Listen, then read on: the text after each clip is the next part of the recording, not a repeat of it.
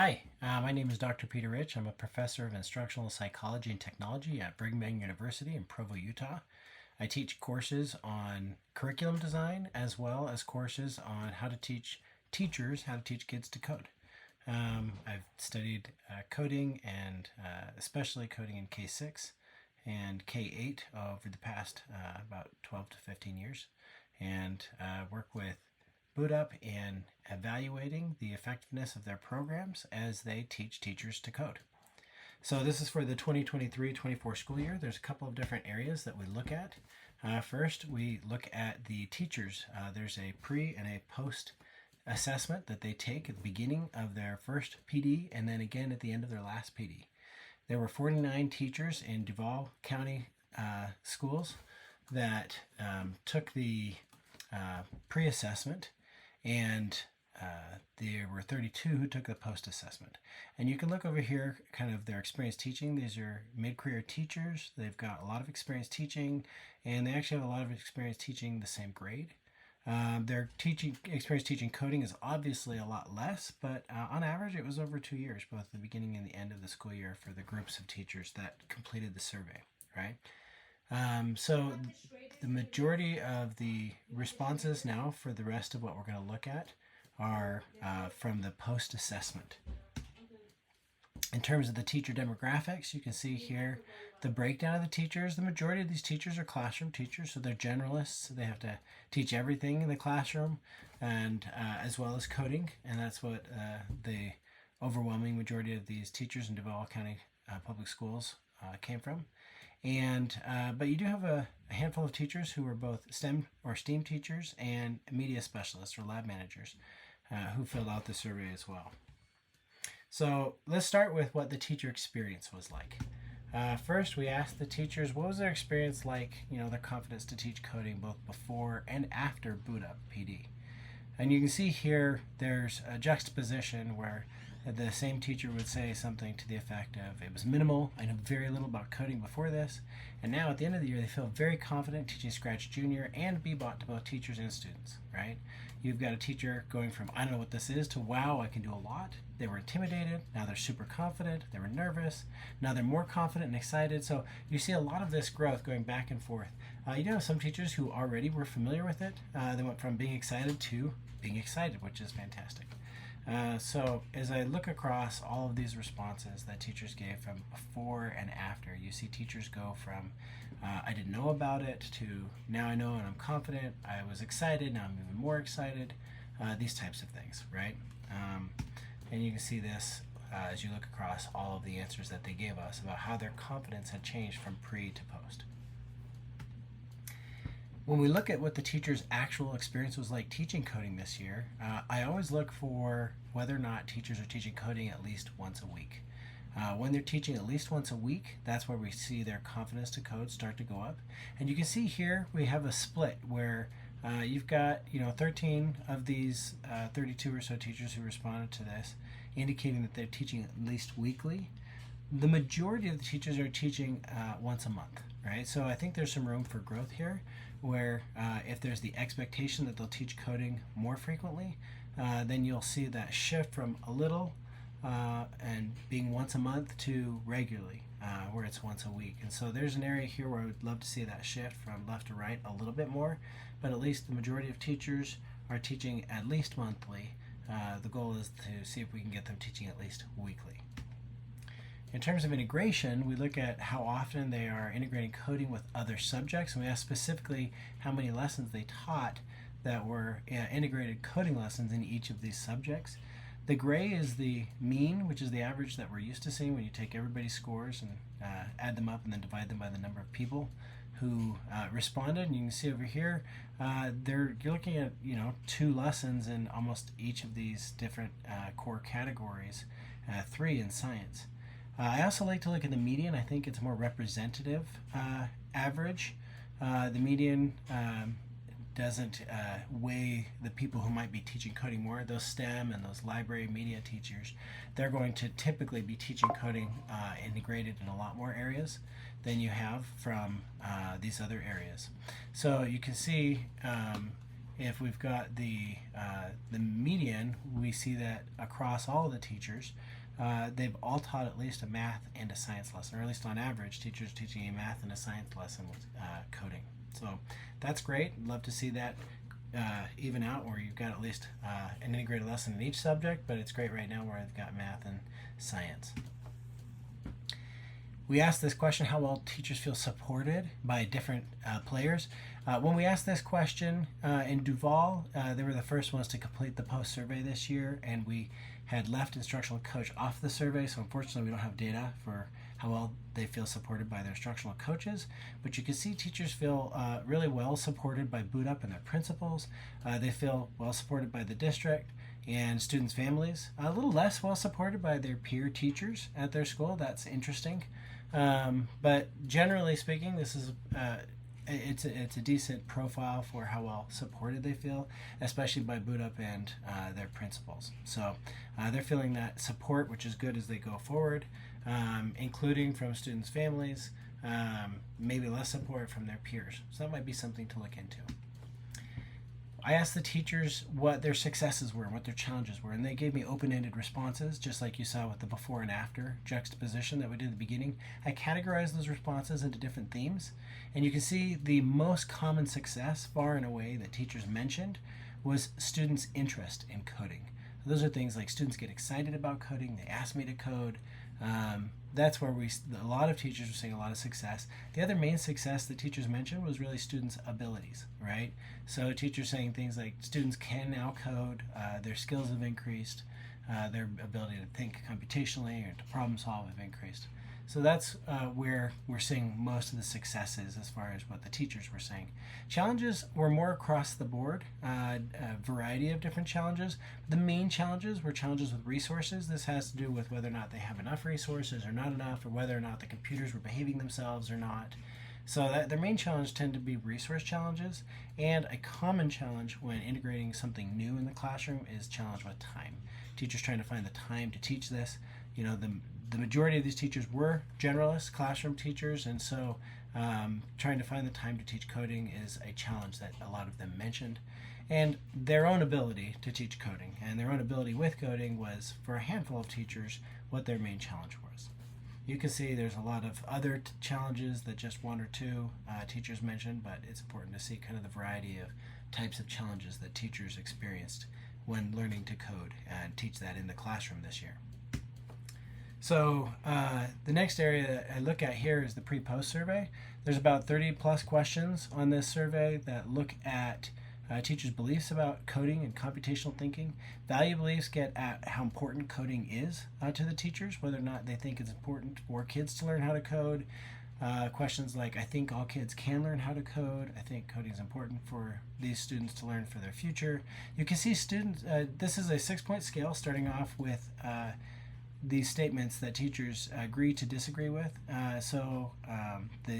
The 1 is a strongly disagree, 2 is disagree, 3 is somewhat disagree. And then the 4, 5, and 6, that's the positive side of the scale. So somewhat agree, and strongly agree. You can see the teachers started off with a really strong agree to strongly agree value beliefs about teaching coding in the classroom, and that just increased over the course of the year, which is fantastic. Those are really good numbers. Teachers are also fairly high to begin with. They were nearly at the agreeing with statements about their own computational thinking abilities. These are questions like, I can break down a complex problem into simpler problems. I can find patterns in data. They are questions that get at teachers' computational thinking without having to ask about their coding skills. The coding skills, on the other hand, this is where we see a lot of growth. Teachers actually started here. There's no neutral response on these questions that we ask. They either have to disagree or agree, but you can see here they averaged out to about a neutral response, even kind of on the disagree side to begin with. So teachers were not feeling confident about their ability to code to begin with, and you can see that has jumped up over a full point to now where they are halfway between that somewhat agree and agree on their ability to teach to code themselves. And to teach coding, we saw them kind of at the somewhat agree to begin with, and these are questions that are are questions like, I know what resources to use to teach kids to code. I can debug or help students debug their programs when they learn to code. They started off with just somewhat agreeing with that. And since they had over 2 years average experience coding, that makes sense that they're actually started off on the positive side. But they ended up well over the agree on the statement here. So we can see here teachers experienced a lot of growth in their confidence to teach coding this year. When we break this down into sort of a 1 to 10 scale, we ask a couple other questions of teachers, just straight out, what is their confidence on 1 to 10 scale to teach coding? They started off right in the middle of that scale, right? Around a 5 in terms of their confidence. And they ended about halfway between the 7 and 8, right? This is a 45% gain in confidence over the course of the year. So this is fantastic. They're in above that 7 category, which is what I'm always looking for. 7 to 8 is a good category. 8 and above, I see that as fantastic in terms of their growth. So their confidence to teach coding has increased quite a bit. There's still room for growth, but they're on the right scale. Their excitement was really high to begin with, and it's even higher to end with, which is fantastic. Averaging almost a 9 to end with is really great, especially over 30 plus teachers. And teachers' anxiety to teach coding was actually pretty low to begin with. This is, less than 5 on a 1 to 10 scale, so they didn't have a lot of anxiety to begin with, and it actually still decreased even over a third as we look at the change in teachers' anxiety over the course of the year. So they're on the right trajectory. Their confidence has increased, their excitement has increased, and their anxiety has decreased. That's where we want to see them. So now what I want to talk about is teachers' experience with BootUp and the professional development itself. Just really quickly, these questions about how many trainings they attended and what that experience was like. Overall, teachers report having attended, on average, 4 trainings in person and about 0.8 trainings online. So this is saying, they, on average, teachers were attending about 1 training online, the other 4 in person. And these next 4 questions are questions that aren't asked just here at BootUp, but Amazon Future Engineer, they are a partner of BootUp and a sponsor of BootUp's work, and they ask these questions of all of the different programs that they are sponsoring, and they want to know how well people are satisfied with that program. This is the first one is a 1 to 5 scale. This is phenomenal. So the teachers here, you can see in Duval, were very excited and satisfied with their BootUp experience. A 4.9 out of 5 is fantastic. A net promoter is how likely they are to recommend BootUp to a peer. A 9.6 out of 10. Again, that's a phenomenal score. So highly likely to recommend BootUp. Teachers really enjoyed their experience. Most of that experience, 80% of that, was in person, which is that one online experience.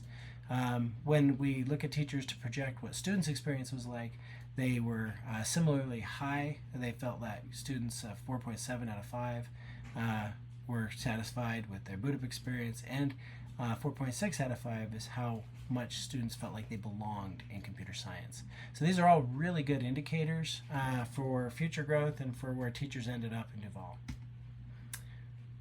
One of the things that we do in some of the districts that are able to do this is we ask them to collect data on the student experience.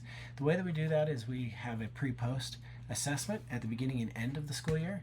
The 2 measures that are used, one is an attitude measure and the other is a cognitive measure. So it's 2 different ways of getting at the student experience with coding.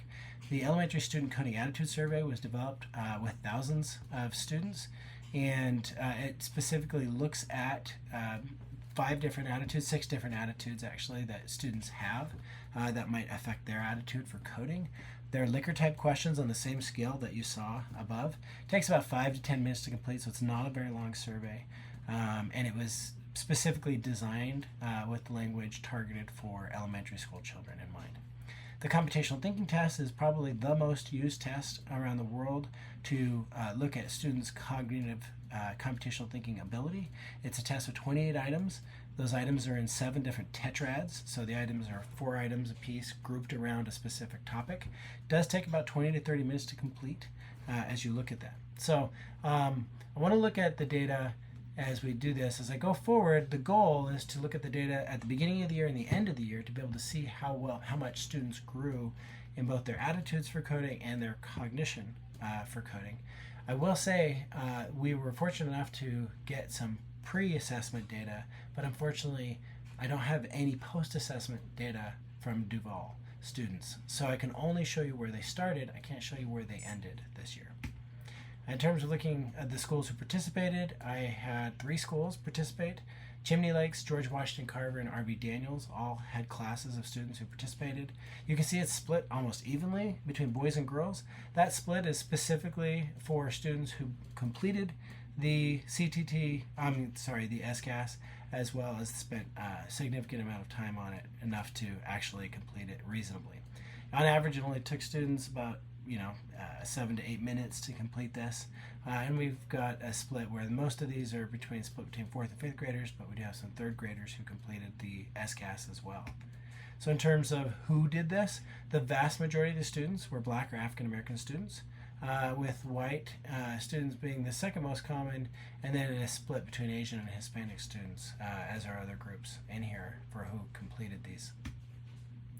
We asked students about their experience. You can see the vast majority of students didn't really have a lot of coding experience, although there are a fair number of students who indicated that they had actually had at least a year or more experience in coding. So that was interesting to me to see that many students indicating that they coded for that long. So it does support what we saw from the teachers, that they had about 2.5 average years experience coding. So maybe some of these students have had coding prior to the BootUp experience that their teachers engaged in this year.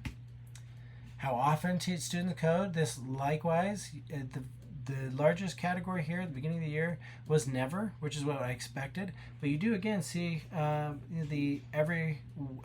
every other week and about once a week, and some kids who are coding very frequently in this group. So this is not a completely novice group of students as we look at their experience teaching code or with coding themselves. In terms of the attitudes, you can see here again it's a 1 to 6 scale. There are 133 students for whom we have the full data for the pre and just this pre. And you can see here their score. On average, you're looking at sort of halfway between that 4 and 5 score, the somewhat agree and agree, both in their confidence, interest, utility, and in their social value.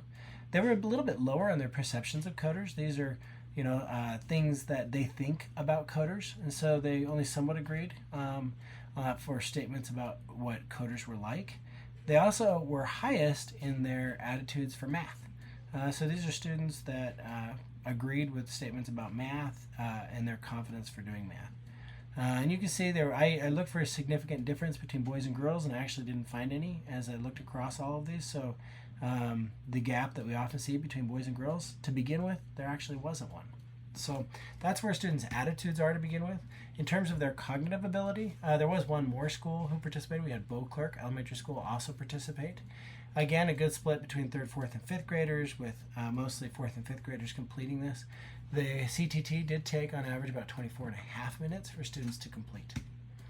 And what we see here as we break that out by grades is you can see that 3rd graders took the longest.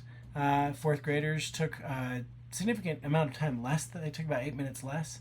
And 5th graders took 4 minutes even less than the 4th graders. So you can see here how long it takes the different grades.